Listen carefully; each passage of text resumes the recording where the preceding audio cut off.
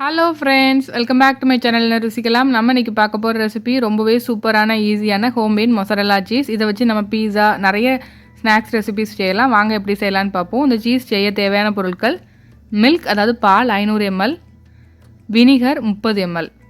அவ்வளோதாங்க. இப்போது ஒரு பாத்திரத்தில் இந்த பாலை சேர்த்துக்கலாம். ஃப்ளேமை வந்து நல்ல லோ ஃப்ளேமில் வச்சுக்கோங்க. மீடியம் ஃப்ளேமோ ஹை ஃப்ளேமோ வச்சிடாதீங்க, நமக்கு சீஸ் ஒழுங்காக வராது. அதனால் நல்ல லோ ஃப்ளேமில் வச்சு ஹீட் பண்ணுங்கள். நம்ம கை பொறுக்கிற லெவலில் சூடு இருந்தால் போதும். சூடு வந்ததும் டர்ன் ஆஃப் பண்ணிடுங்க. அடுப்பை ஆஃப் பண்ணிவிட்டு அதுக்கப்புறம் இதில் வினிகர் சேர்த்துக்கோங்க. அப்புறம் ஒரு 30 செகண்ட்ஸ் அப்படியே விட்டுருங்க. ஒரு 30 செகண்ட்ஸ் கழித்து இந்த மாதிரி ஸ்பூனை வச்சு லைட்டாக மிக்ஸ் பண்ணி விடுங்க. அப்புறம் மறுபடியும் ஒரு 30 செகண்ட்ஸ் வெயிட் பண்ணிங்கன்னா நமக்கு சீஸ் ரெடியாகி வந்துடும். ஃப்ளேமை வந்து லோ ஃப்ளேமில் வச்சு பண்ணுங்கள். கை பொறுக்கிற சூடுலே இருக்கட்டும். அதுக்கு கொஞ்சம் கூட சூடு வந்தால் கூட நமக்கு பன்னீர் ஆகிடும். அதனால பக்கத்துலேயே நின்று பார்த்துட்டே இருங்க. பாருங்கள், சூப்பரான சீஸ் இப்போ ரெடி ஆகிடுச்சு. தண்ணியாட்டும் மற்றதெல்லாம் பிரிஞ்சு வந்துருச்சு. இப்போது இதை வந்து மெதுவாக கையை வச்சு, கை பொறுக்கிற லெவலில் சூடு இருக்கிறனால நம்மளால் ஈஸியாக எடுக்க முடியும். கையை வச்சே இந்த மாதிரி கொஞ்சம் கொஞ்சமாக எடுத்து புழிஞ்சு எடுத்துக்கோங்க.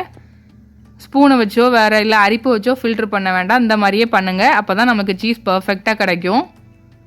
இப்போ நல்லா இந்த மாதிரி புழிஞ்சு நல்லா அந்த தண்ணி ஃபுல்லாக வெளியில் வரணும். அந்த மாதிரி புழிஞ்சு எடுத்துக்கோங்க. இப்போ லைட்டாக இந்த தண்ணியிலே டிப் பண்ணி இந்த மாதிரி புழிஞ்சுக்கோங்க. ஏன்னா அந்த கையில் வச்சுருக்க சீஸில் வந்து அந்த ஹீட் வந்து கொஞ்சம் இருந்துகிட்டே இருக்கணும்.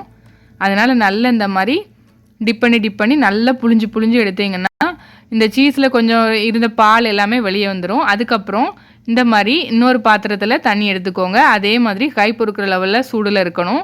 அப்புறம் அதே மாதிரி இதில் முக்கி இன்னொரு வாட்டி நல்லா புழிஞ்சு எடுத்துக்கோங்க. லைட்டாக கூட தண்ணி இல்லாத அளவுக்கு நல்லா புழிஞ்சுக்கணும். கடைசியாக புழியும் போது நல்லா புழிஞ்சு எடுத்துக்கோங்க. பாருங்கள், சூப்பரான சீஸ் ரெடி ஆகிடுச்சுங்க. ரொம்ப ஈஸியும் கூட, வீட்டிலே நம்ம செய்யலாம். ரொம்ப டேஸ்டியாகவும் இருக்கும். இப்போ இதை எப்படி ஸ்டோர் பண்ணுறதுன்னு பார்க்கலாம். இப்போ ஒரு அலுமினியம் ஃபாயில் கவர் எடுத்துக்கோங்க. சப்போஸ் உங்கள்கிட்ட இல்லைன்னா நல்ல ஏர் டைட் கண்டெய்னராக ஒரு பாக்ஸ் எடுத்துக்கோங்க.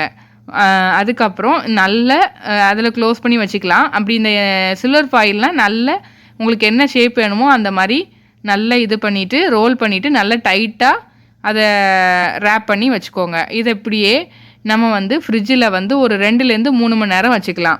நான் இப்போ ஒரு 3 மணி நேரம் வச்சு எடுத்திருக்கேன். சூப்பரான மொசரல்லா சீஸ் ரெடி ஆகிட்டு. நீங்கள் ஃப்ரீஸ் பண்ண வேண்டாம், ஜஸ்ட்டு நம்ம இதில் ஃப்ரிட்ஜில் வச்சா போதும்.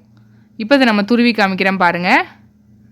கொஞ்சம் பெரிய கிரேட்டரை வச்சு துருவினீங்கன்னா இன்னும் கொஞ்சம் நல்லா உங்களுக்கு அந்த பீஸா மேலெல்லாம் போடுறதுக்கு சூப்பராக இருக்கும்.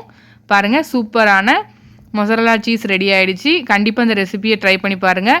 இந்த ரெசிபி உங்களுக்கு பிடிச்சிருந்துச்சுன்னா லைக் பண்ணுங்கள், ஷேர் பண்ணுங்கள், கமெண்ட் பண்ணுங்கள். மறக்காமல் நம்ம என்ன ருசிக்கலாம் சேனலுக்கு சப்ஸ்கிரைப் பண்ணாதவங்க சப்ஸ்கிரைப் பண்ணி பக்கத்தில் உள்ள பெல் ஐக்கானை கிளிக் பண்ணி ஆல்ங்கிற பட்டனை கிளிக் பண்ணிக்கோங்க. அப்போ தான் நம்மளோட ஃபியூச்சர் ரெசிபிஸ்லாம் நோட்டிஃபிகேஷன் லிங்க்கில் வரும். Thank you friends.